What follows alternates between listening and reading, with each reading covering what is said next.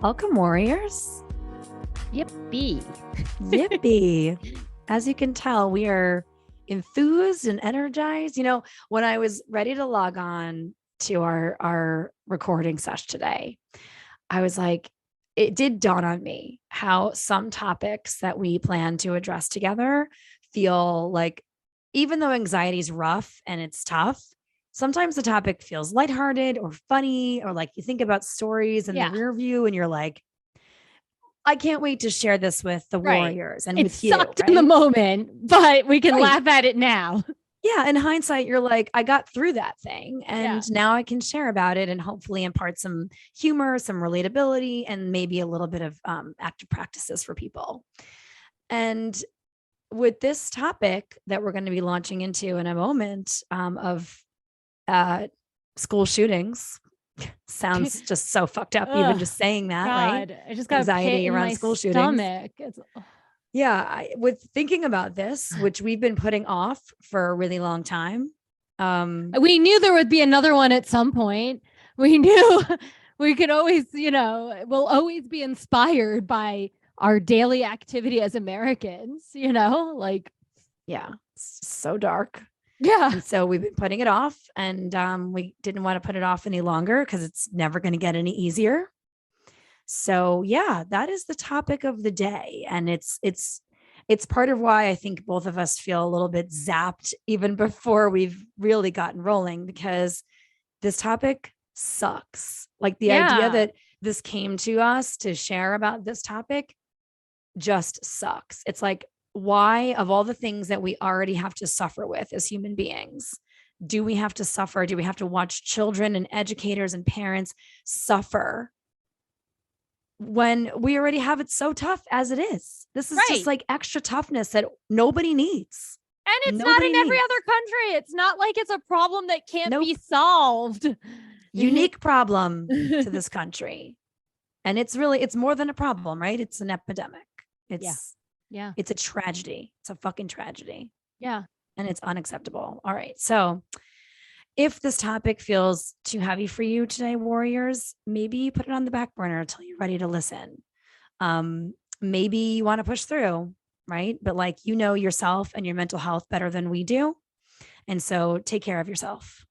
Mm-hmm. Take care of yourself, whether that means hitting pause, coming back to this at a later time today or date or whatever. We love you. We see you.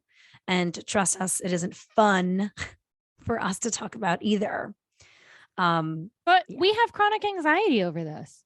It's fucking low grade. It's, it's always like beneath the surface. Yeah. Anytime entering a new school, even just like going to schools. I mean, there was a recent shooting near one of the elementary schools I teach in. And they caught the guy. He killed a dog, but it was on a college campus, right? And I didn't even know about it until I showed up to the elementary school and the music teacher was like, there was a shooting today. I was like, what? Right? It's always there. And then the kids always have it too. And like we have to act like the grown-ups that can navigate this when it's fucking terrifying for everyone. Exactly. Right. It's like, how are you supposed to necessarily hold space for children when you have that information, like literally moments before? Yeah. But that's what we do. That's what we're expected to do. And that is what we wind up doing, because at the end of the day, those babies, right? Those children, those teenagers, whatever, they need protection. They need somebody to go to bat for them. And it just is so fucked up that it's supposed to be on the teachers to do that. Yeah. That's their new role, to Counselor. not only educate and do so much for kids in the way of their education and their mental health and their social emotional learning and their physical learning and all the things. But now they have to, throw themselves in front of children to save them. They have to lock them in closets and beg them to be quiet and hold them while they cry and pee their pants. Like, this is what we want out of educators now. And if you say that that's not what you want, then what the fuck are you doing about it to make sure that this shit doesn't happen anymore? Yeah. Right? Yeah. All right. So let's start with like what our experience has been from our childhoods and how it's different from, the way kids are experiencing going to school these days when it comes to like threats from the outside. Yeah. I mean, we're oldies, right? So we had we had a good part of our life where there was no such thing as a school shooting. Right? Until what were we, seniors? Yeah. I mean, in 1999, when Columbine happened, we Yeah. were Seniors. seniors and Juniors. juniors to You're seniors. seniors. Yeah. Yeah, Yep. we were, you and I are both the same age. And so we graduated from high school in 2000. Mm-hmm. And so we spent half of our junior year in 99 and half of our senior year in 99, just for Yeah. some context out there. Yep. Yeah. Before that, the thing that we got to practice, I think, I'm assuming you did too, in elementary school was bomb threats. Yep. Right. Or not, but not even like bomb threats. Like once in a while we would get a bomb threat that we had to like leave the school for, but it was more like post Cold War, like what happens if there's like a nuclear attack and then Right. we and you're in school for it. Right. Yeah. So we either go underneath our desk or we walk into the hallway and cover the back of our heads with our hands because that will keep us safe from a bomb. Sure. 100%. Yeah. Right. It's like laughable, but at the same time, it's like, what were they expected to do? to what were they expected to show us? Right. There was Just no like sit action in our plan. classroom peacefully if we're going to get bombed. Why instill all that extra fear? What is our hands going to do to protect us? Like what? Okay. Zero. Exactly. Yeah. I mean, same thing. When I remember we had a couple of bomb threats to our high school, like just like random people. I mean, look, I don't even really know. That's the thing. It's like, oh, okay, there was a bomb threat. And so what we would do is we would leave the school and go to the football field. Yep. As if again, like, yeah, we're going to be fine, a few hundred feet from the school, right. at the football field. So that was the practice. And honestly, we used to laugh about it. Right. Like my friends and I would just, oh, what a waste of time. Or we'd be like, oh, it's good to get outside for a few minutes. It's like we really weren't thinking about these threats as credible or real. And like feel like our parents didn't really think about it like that either. No. It's not like they were ready to receive phone calls that there was, a problem at our school and that we might be dead. Right. Right. Come check to see if your child was shot up. Like, yeah, these were things that we didn't have to deal with as kids, that our parents didn't have to deal with. Right. Yeah.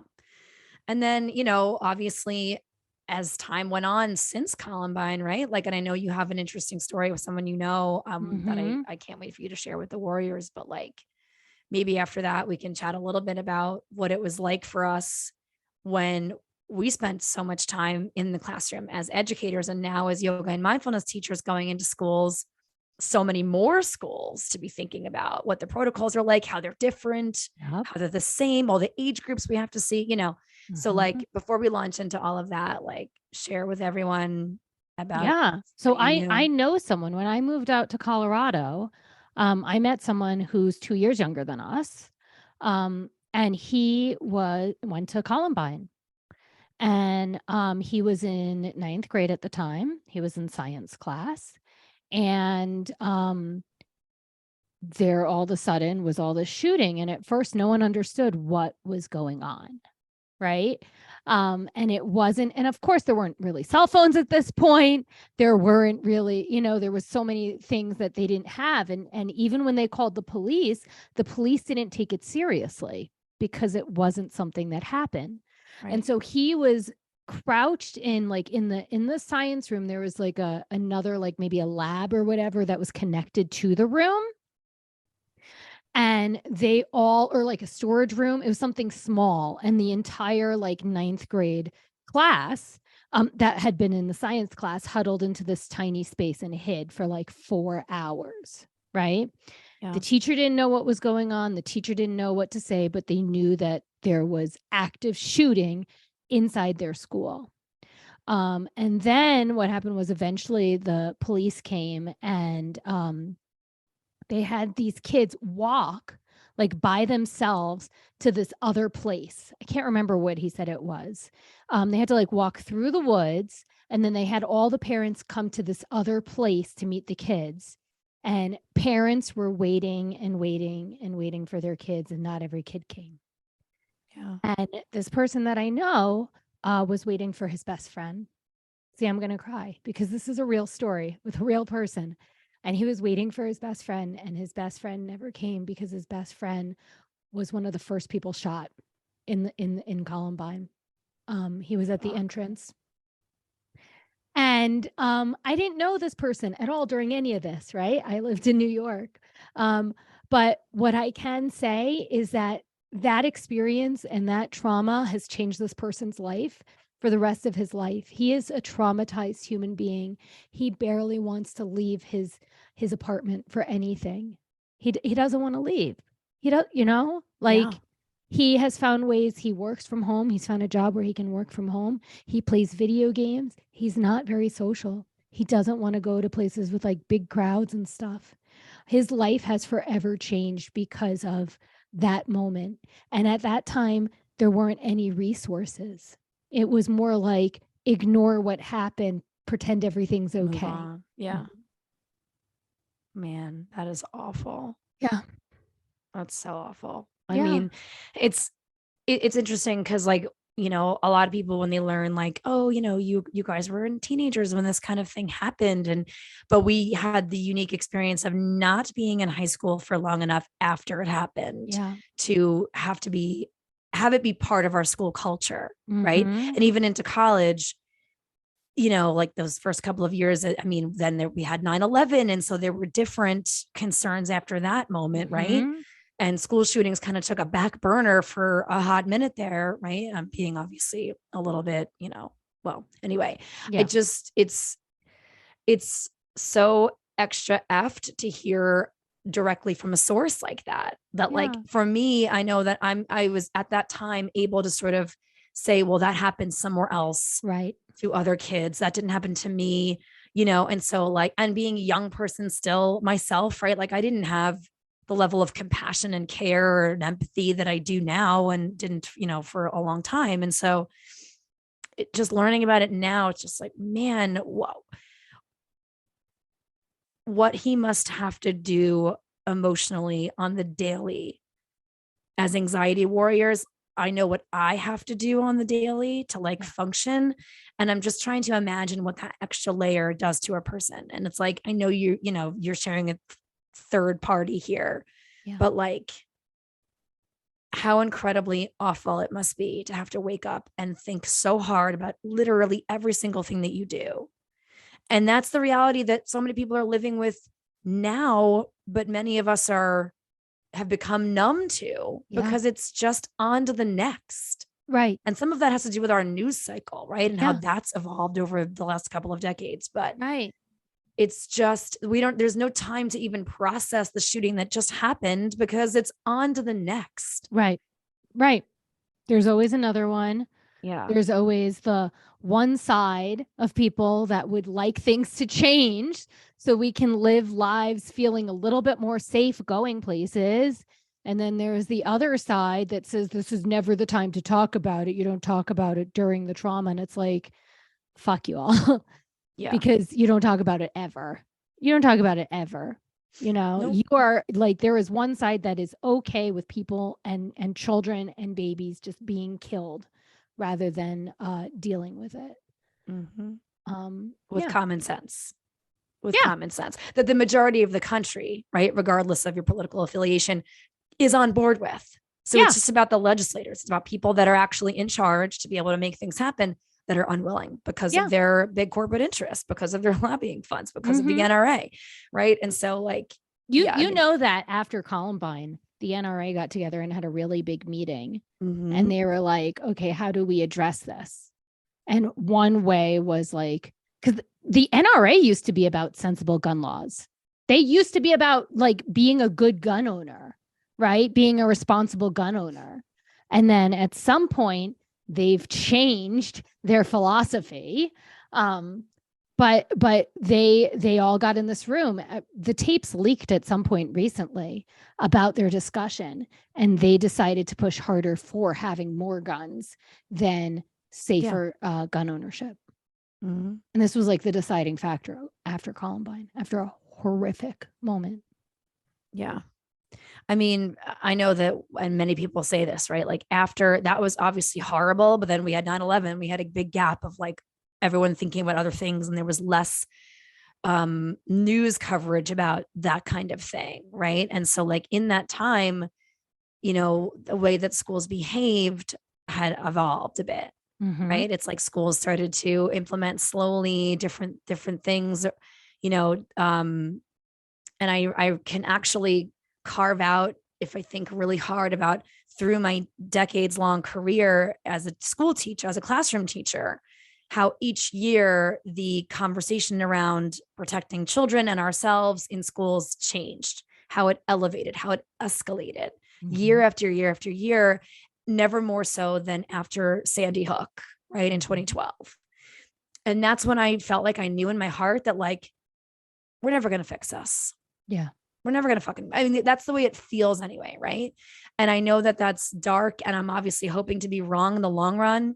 And I'm, you know, we're going to spend some time talking about some solutions that are general, things that we can do as just ordinary citizens to help ourselves and help, you know, push for more common sense gun reform in this country. But I remember my feeling then, and sadly my feeling now still, is that, like, when will anyone change? If people are fine with, as you said, babies being shut up, 6-year-olds, right? First graders and their teachers being killed, so many of them after that. And if nothing changed after that, it was like, well, that's it. We've hit a new low, right? We've hit a brand new low. And yeah. So, like, what do you remember about your experience in, like, your time in schools, how things evolved, or Like in working in schools? Yeah. Yeah. I mean, I remember things started to really change right around the time I moved to New York City. Right. And so what year was that? I moved in 2013. Right. So there was a little bit of a lull where I had been working at one school for a bit in upstate New York. And then I was transitioning to the city. And so there was like a part of time where I wasn't really in schools. I was in other places. Right. I had mentioned to you right before we started chatting about how at one point I was working at the Gap, and I wasn't there that day, but there was an active shooter in our mall. And my coworkers were locked in a room. Right. Different, not school, right? But still part of the problem. But I remember moving to New York City and starting to work in schools. And it used to be like classroom doors were always open. Because there's always this thing about leaving adults alone with kids. And so you have to protect the kids from the adults. So you have to leave the door open to make sure the kids are safe. But now all of a sudden, all the doors need to be locked. And now all of a sudden, they're putting paper or tint or whatever into all the windows so you can't see through the windows. That was one big thing that I noticed in a huge shift in schools. It went from an open door policy to the doors must be locked. Yeah. What about you? So we weren't allowed to have locks on our doors in my Head Start that I spent 7 years in. And that was like, I was working at that school right around the time when things really started to take a shift in terms of security and trying to figure out each classroom's measure of what they would do, right? What's your best course of action if the shooter's coming from this direction versus this direction, from this door versus this door, you know, trying to decide between where to bring the kids, right? Or how to hide them properly, which types of furniture would be easiest for us to, myself, my teaching assistant, right, to be able to maneuver in front of doors. Like these were well thought out plans that each one of us had to come up with and then get approved by school officials. And like we did them in tandem with school officials. When you say we, you are saying the teachers had to come up with plans. Yeah. Or we came up with what was comfortable for us. And then we got like, you know, and then we were like brought it to like a giant meeting and everybody kind of laid out their plans and we agreed upon which ones would be best for each classroom. Again, depending on where the shooter might be. And then we know that they improved the security cameras in every room. They added more to the hallways.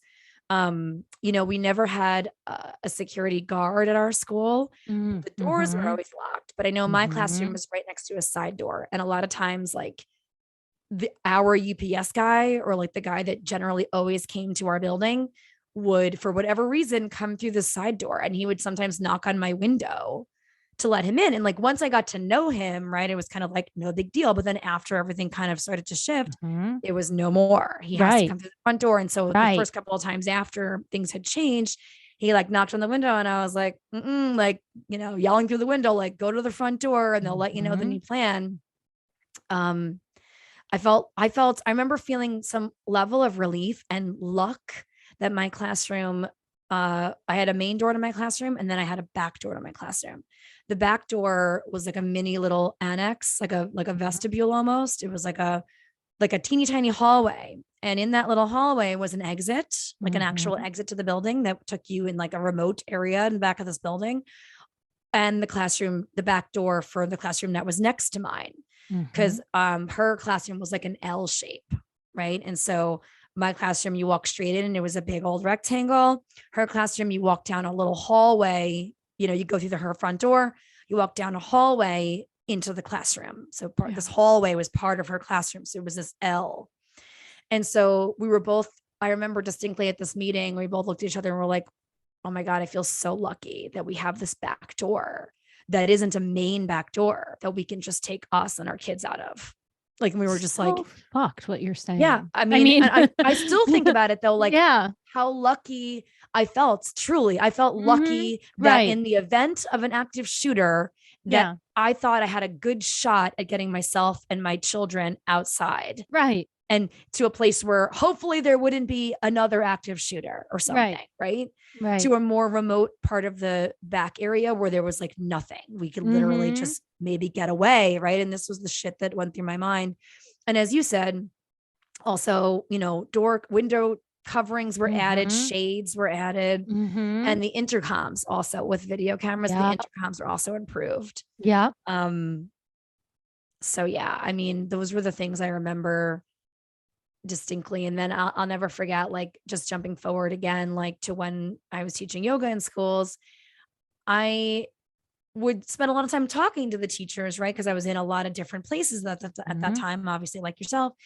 And we weren't given necessarily as outsiders the rules, the lay of the land for that kind of stuff. Yeah. And so, right. I remember thinking at one point I was in a 3K classroom. So like in New York City, they have something called 3K. It's below UPK. So it's like special funding for 3-year-olds, again, to help them get a leg up in their education, whatever, through the New York City public school system. And so I was teaching yoga to these 3K students. They're babies, right? 3-year-olds, they're still toddlers. They're babies. And there was a sudden announcement that there was going to be an active shooter drill and they give you a very short window of time. Yeah. Because it's supposed to be as if there's a real active shooter. Yep. And I was like partially broken after I left that day because I was only in that one room with these 3-year-olds for like 25 minutes before moving on to the next. But we spent almost half that time hiding. Yeah. So like, I'm like in a dark corner with a bunch of 3-year-olds and their 2 teachers. And everyone's whispering and like, it's, you know, you're just, these babies have no idea what's going on. And so like, I just remember being like, I can't go back to teaching right now after this. Right. I somehow did, you know, like you pull it together and you do your job. But I left and I was just like, I was a mess for like days. I'm like, how are we subjecting babies to active shooter drills? They have no understanding about what's going on. They're just being told to be quiet and huddle in a corner with the lights out. And just the idea that like somebody could come barreling through the door and murder us all. Right. Me, these teachers, all of these babies that are there with us. And it's just like, this is so fucked. Like the trauma. And for some reason that particular moment was a real shift for me. I had become numb like the rest of us educators to some extent. Right. Because it's not necessarily, or it wasn't on your mind in the same way. You go to work, you show up for all the things, right? You're especially when you teach little kids. I mean, all kids, but little kids are clingy. They're consuming, you know, there's no quiet, there's no rest, there's no break. And so it's really hard. It's really hard to not be present with little kids. Right. But somehow this moment really it made being present impossible. And then since then, that was really pivotal for me. I was like, Yeah. it was constantly on my mind. And then I would go into new schools and be like, what's the protocol for active Right. shooters? Right. So I knew what I should be doing, right? Like, because Mhm. every school is different. Mhm. And I was starting to scan more for exits and, that kind of thing, Yeah. which I Right. never really thought about Right. prior to that. So like, yeah. Totally. No, I'm with you. I remember like the first time I was in a inclusive and adaptive like middle school. But it had like from fourth grade to eighth grade. Mm-hmm. And I was in one of the younger classes with the fourth graders.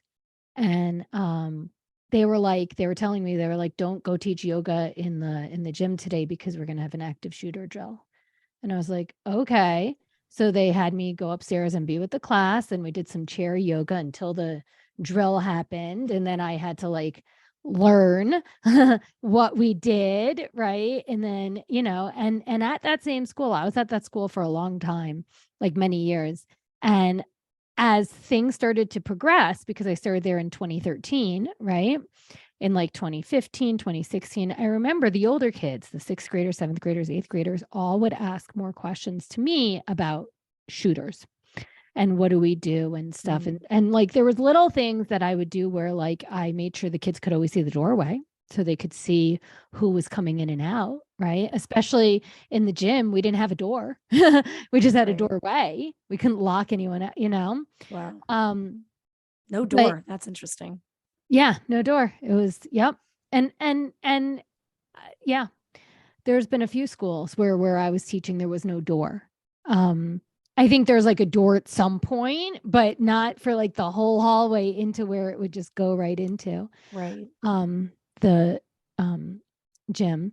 But I just remember like being like my job is like, yeah, like I gotta, soothe the kids, but also like be honest. So, it's like, oh, when we're talking about active gun shooters, well, let's notice how that we feel that in our body, right? Like, because Yeah. I'm not going to say it's never going to happen. I can say the chances are pretty low, right? And fortunately, what I did say is to the kids is like, I noticed like a lot of you are feeling concerned about this. It's probably best to talk to one of your counselors because I'm not equipped to talk about this. So as an independent contractor, I definitely didn't talk about it that much because I just didn't know the right thing to say because it's fucked. Yeah. What do I do? What do we do, Miss Abby? We're fucked. Like we're fucked. You know what you should do? Run for Congress. That's what you should do. Try to make some fucking changes. But I do remember, again, it's really unfair what's being asked of the teachers, but also in some situations, teachers are not also equipped to do stuff like lead active shooter drills because one of the kids that I used to nanny for in New York, he was in first grade at the time. And I remember him coming back and telling me about it. Right. And it wasn't like that scary for him because at this point it was normal for him. This is like back in 2013, 2014. Right. This was normal.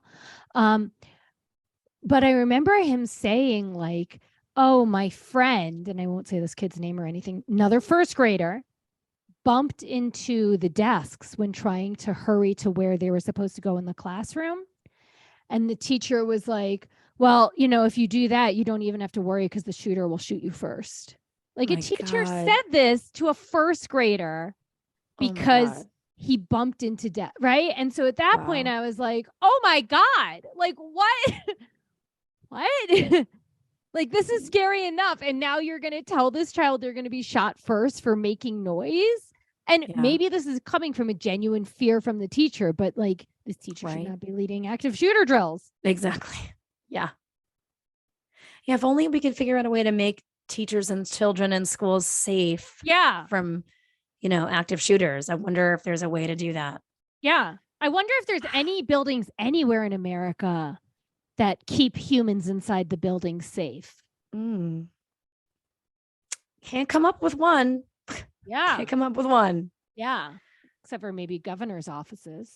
Maybe heavily armed security, which and we know now having security at schools, even if they're armed, hasn't done that much to protect children and teachers. So, right. and school officials. We keep saying teachers, right? But just people that work inside of school buildings. Yeah. All right. So how about we have some facts? Let's go. Let's go for some facts, child-related gun violence and school shooting facts. These 17 facts come from Sandy Hook Promise. Number 1, each day, 12 children die from gun violence in America. Another 32 are shot and injured. Number 2, guns are the leading cause of death among American children and teens. 1 out of 10 gun deaths are age 19 or younger. Can you just say that one again? Sure. I feel like guns are the leading cause of death among American children and teens. Wow. Number one cause. It's like 1 in 10 like gun we deaths. don't care about children. Unless they're unborn. I was going to say we care about embryos. Right. And fetus. That's it. Not about the women that carry them. Right. No, fuck the women. Or live children. Right. Fuck anything that's outside of a uterus. Yeah. Everyone go back to our Roe v. Wade overturn rant. We're not going to go back into that one today. Okay. Number 3, firearm deaths occur at a rate more than 5 times higher than drownings. Number 4, since Columbine in 1999, more than 338,000 students in the United States have experienced gun violence at school. Wow. Not gun violence, gun violence at school.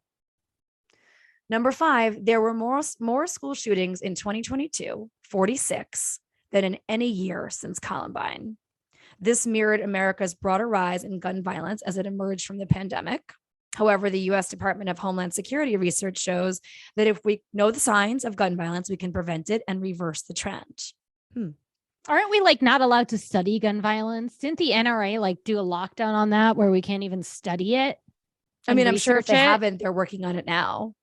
Now I'm pretty sure that's something that they've done a lockdown on, like the what's it, the gun and the firearm and tobacco people, like in our tobacco and firearm TAF or FAD or fire. Anyway, there is a part of our government that like they study tobacco use and how that impacts human beings, but they're not allowed to study guns and gun violence.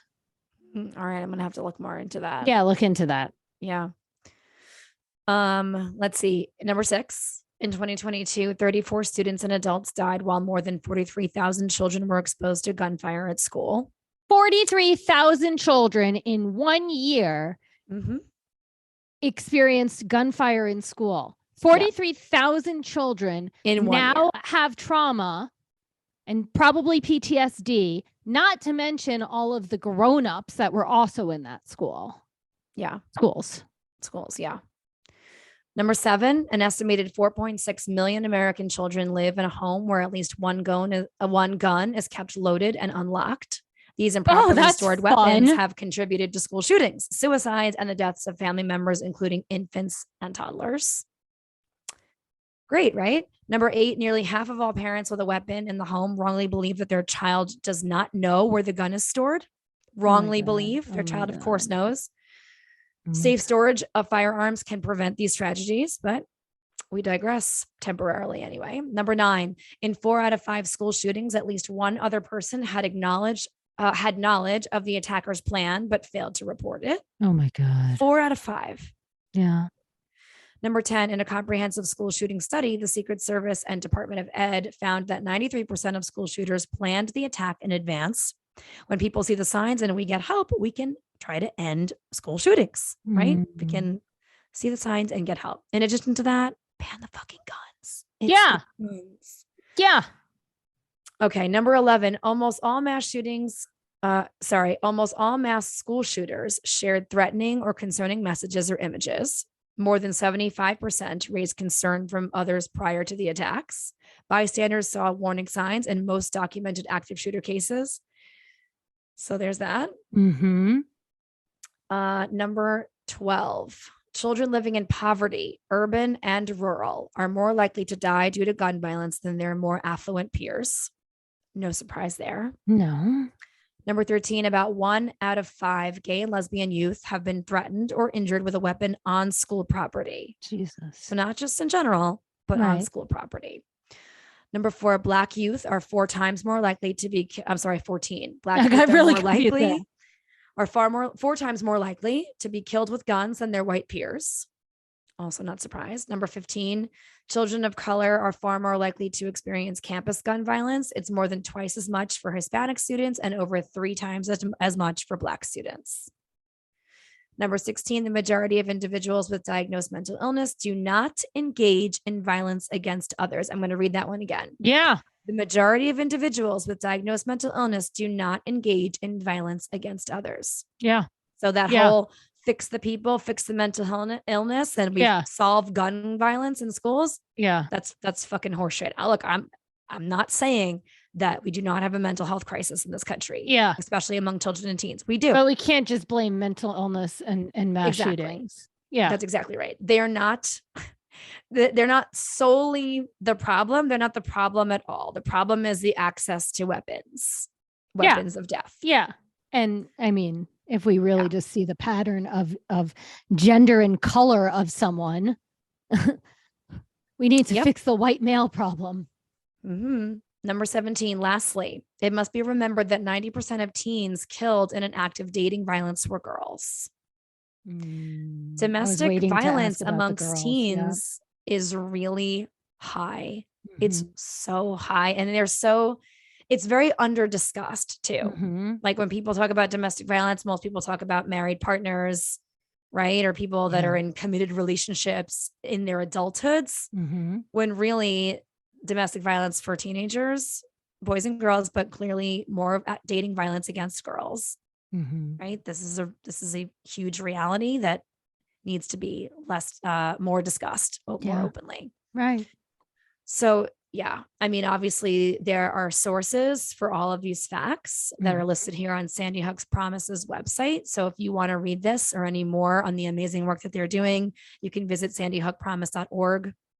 And they have so many valuable resources and a lot of information for you to peruse in your time. Yeah. You know, I'll just say, like, I mean, we're talking specifically about school shootings because otherwise this could be like an 18-hour episode if we talk about all shooting. Yeah. But there are a lot of times where I question if I want to go somewhere, you know? I have been invited to concerts and I have questioned, do I really want to be at a concert with a large amount of people? Right. Yep.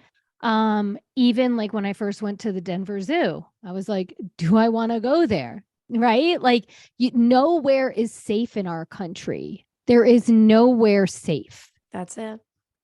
It's like, it impacts my day-to-day living. Like there are times where I go places that are new places, again, like a concert or going to like a Broadway show or any show. It doesn't have to be Broadway in New York City.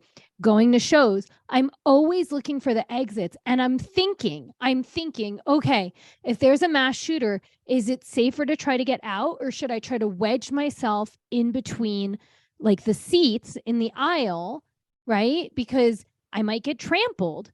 Because, right? Like these are thoughts that I have anytime I'm in a space with a large amount of people. And especially if it's a space I've never been in before, I think about how do I get out if there's a mass shooter? What is probably the best way to keep myself safe? And that is fucked.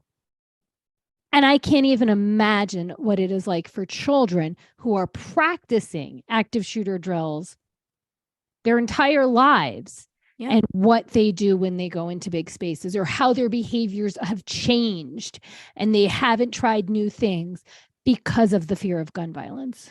Mm-hmm. Yeah. I mean, I think everyone is walking around, maybe not everyone, but I think the majority of people, whether they know it or not, are walking around with some light level fear, anxiety, and trauma surrounding any number of things that have happened to them, around them, to people that they love, in a space where they've been. Right. I mean, just going, I know, the focus of this chat was about school shootings, but just look about in our recent news about people can't even pull into the wrong driveway accidentally without being shot. People can't knock on the wrong door accidentally without being shot. Mm-hmm. It's like, but no, but it's not the guns. That's the problem, right? No, it's definitely not the guns. It's not the access to guns. Right. Right. It's infuriating. It's Yeah. so enraging. And how some states just keep making it easier and easier and easier. You don't need a permit. You don't need a background check. Guns for everyone, right? It's like, or they believe that arming more people is going to make people more safe when there is no evidence of that. Right. Because they don't really believe it. They're bought by the NRA. They do not really believe it. The people that are spouting that bullshit don't really believe it. I have to believe they don't believe 98% of the shit they say. Yeah. Right? They just beholden to their big money. They lack any integrity, like at all. They're just human pieces of shit. Yeah. I mean, how they pretend to love God and look themselves in the mirror and call themselves Christians or, God-fearing human beings or whatever. And yet the moral implications of not doing anything about babies and children and teens, having this be the highest mortality rate for this age group. Yeah. And doing nothing about it. Active ignorance, or feigned ignorance, fake ignorance, because they're not ignorant. They're just hiding behind the cloak of the safety or of what they feel like they need to say and do in order to keep getting elected, right? In order to keep getting donations and funds to keep their cushy jobs in power. Okay, so some solutions. Now, these 5 solutions come from Everytown for Gun Safety. Okay. And these aren't things that I'm just coming up with on my own here, people. Right. The resources are out there. We know you can Google yourself, but you're here listening to this pod. If you've made it this deep in, you know where we stand on this issue. Number 1, stop arming teachers. That's number 1. To prevent tragedies, we must implement strong school safety solutions, but arming teachers is not one of them. School shootings are chaotic, and in these moments of chaos, we cannot ask teachers to stop a shooter, potentially a former student of theirs even. Right. Right? It's not their job. Not their job. Their job isn't underpaid and the hardest ever already. Now we expect them to literally throw themselves at active shooters to try to save their students. Number 2, reconsider active shooter drills. 95% of American public school drills students on lockdown procedures. Yet there is almost no research affirming the value of these drills for preventing school shootings or protecting the school community when shootings do occur. Right. And it's causing more trauma to students. It 100% is. Yep. Threat identification and assessment programs in schools. The most important thing that schools can do to prevent active shooter incidents and gun violence overall is to intervene before a person commits an act of violence. Threat assessment and identification programs allow schools to intervene to address potential violent behavior.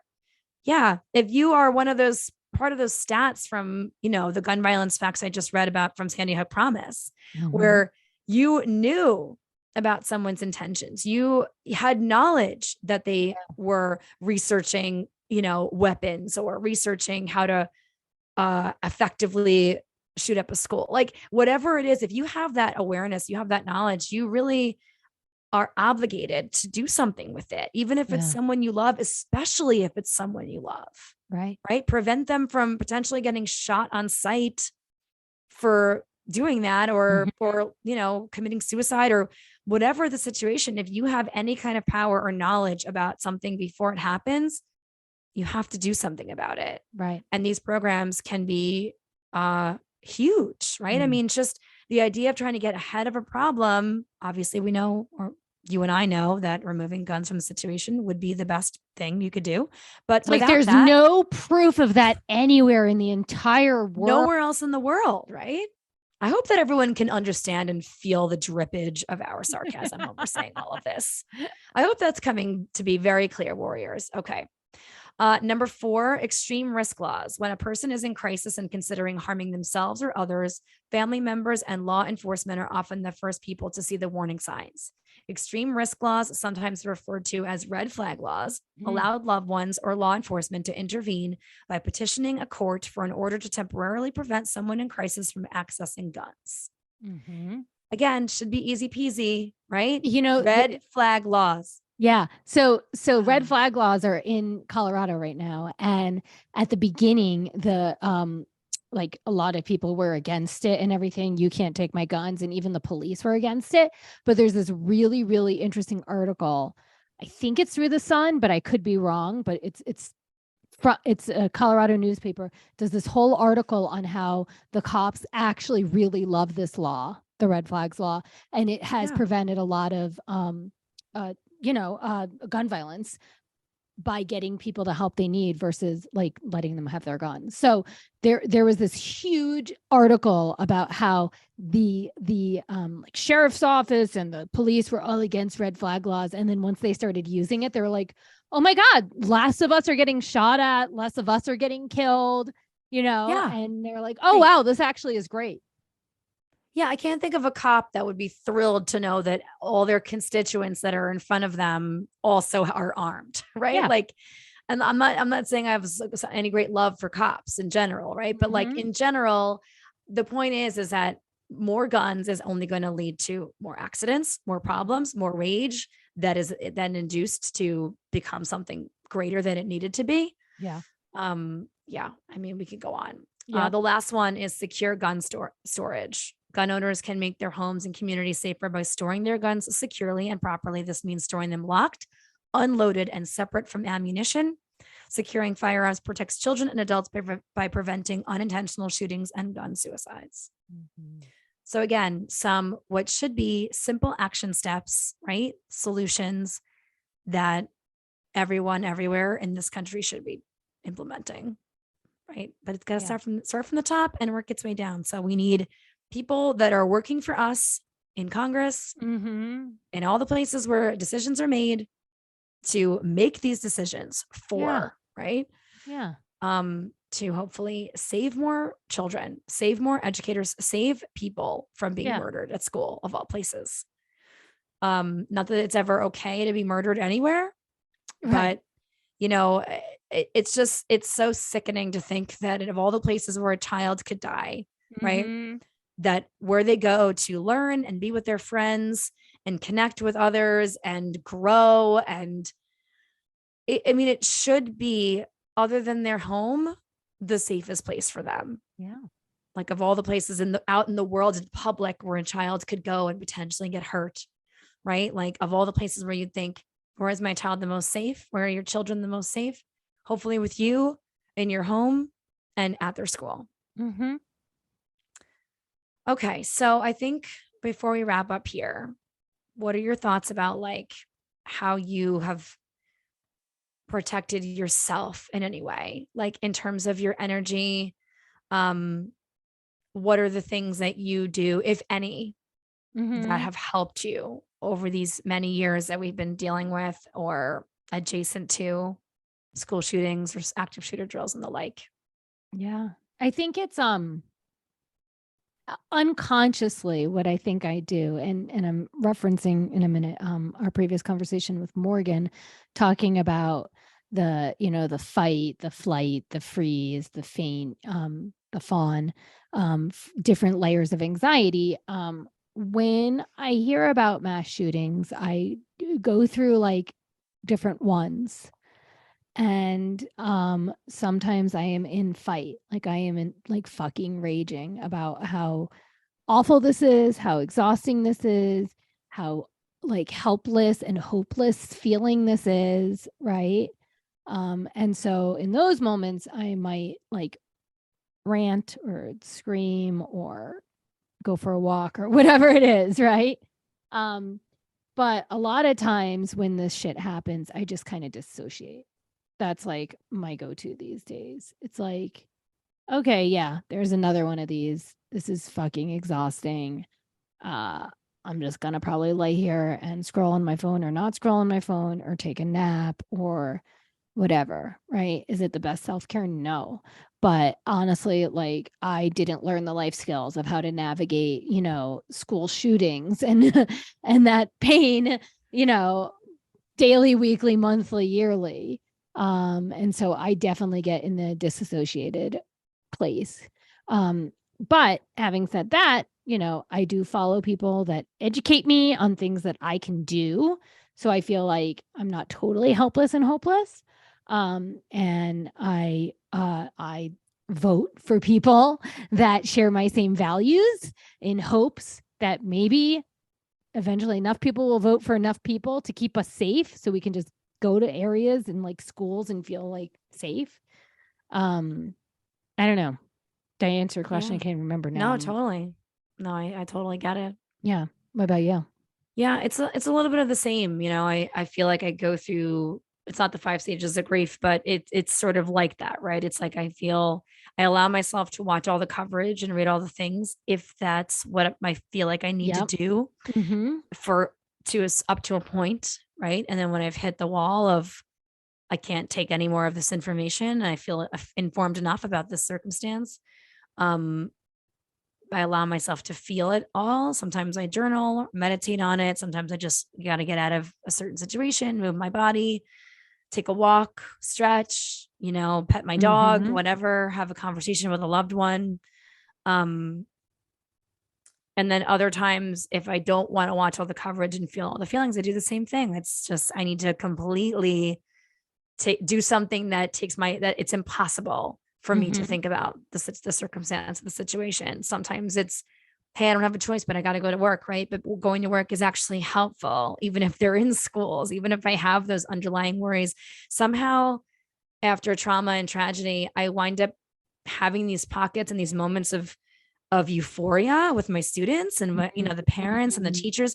And there's something about coming together, right, Yeah. with people in joy and in shared experience and love and playfulness that feels great.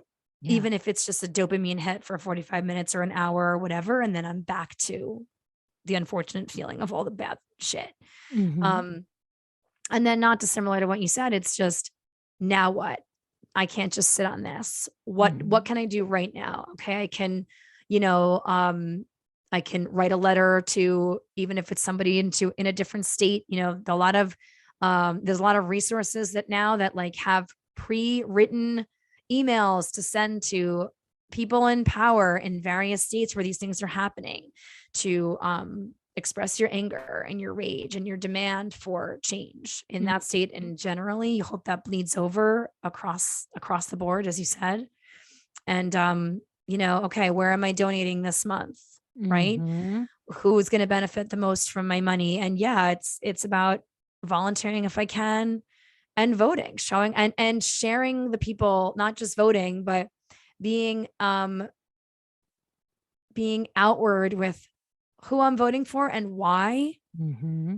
Because I mean, it sounds trite, but knowledge is power, right? And so not everyone is as tuned in to politics or to what's going on as everyone else, right? And so if I feel like I've gained some information, I've backtracked and make sure that information is correct, right? Right. Do your own research, make sure you're not sharing misinformation or things that are total bullshit or false or, mischaracterized or whatever.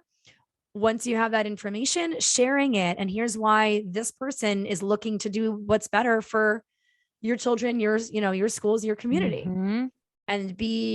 And think less about your own bottom line and more about like what's morally correct.